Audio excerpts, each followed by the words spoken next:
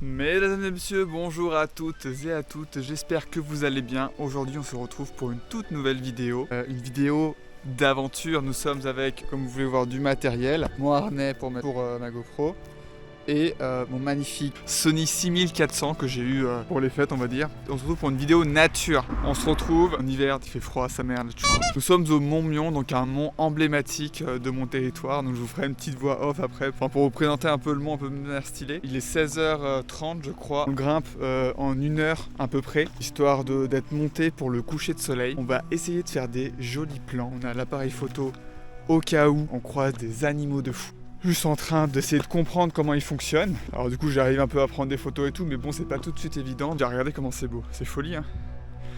On ira peut-être faire des affûts pour une prochaine vidéo avec cet appareil photo qui me permet de prendre des jolies photos d'animaux. Mais il se trouve que pour l'instant, je n'ai pas trouvé de point d'infus où je suis à 100% sûr de trouver des animaux, dans le sens où on n'est jamais à 100% sûr. Si je peux avoir du contenu pour vous, disons que ça m'arrange. Autre chose, ça fait déjà un moment que j'ai pas fait de randonnée. Et puis c'est une randonnée en vrai qui est assez dure parce que tu as 1 heure mais tu as 300 mètres ou 400 mètres de dénivelé, je ne sais plus. C'est un petit peu costaud mais bon, ça devrait bien se passer. Et puis voilà quoi. Regardez, c'est vraiment joli avec ce coucher de soleil. Ça fait quelques jours qu'on a retrouvé enfin le soleil après des semaines et des semaines de brouillard et de givre. Là on voit la lune alors qu'il fait encore jour. Du coup, c'est magnifique quoi. Et on va commencer à ouvrir l'œil pour voir s'il y a des animaux un peu cachés. Donc voilà quoi, c'est un nouveau style de vidéo et normalement ça devrait être sympathique. J'ai la goutte au nez, je sais pas si elle se voit. Bref, next.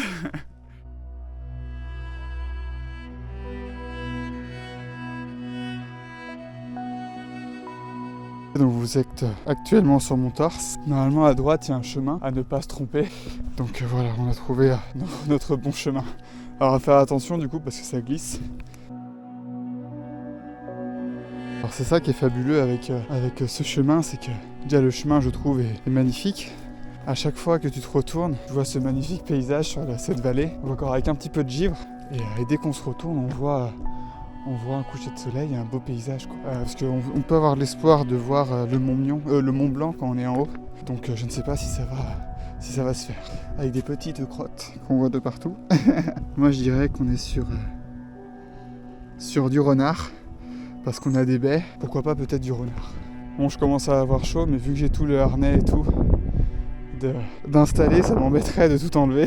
Donc je vais essayer de résister à la chaleur pour l'instant. Donc ici, petit mirador qui prouve la présence de chasse sur le territoire avec une petite coulée d'animaux. Une coulée, c'est juste un passage d'animaux. Et là, du coup, on a un petit endroit qui est un petit peu technique. Enfin, technique. C'est joli, mais il faut faire attention. Je mets plutôt mes pieds sur des roches pour avoir un point d'appui finalement et ne pas glisser.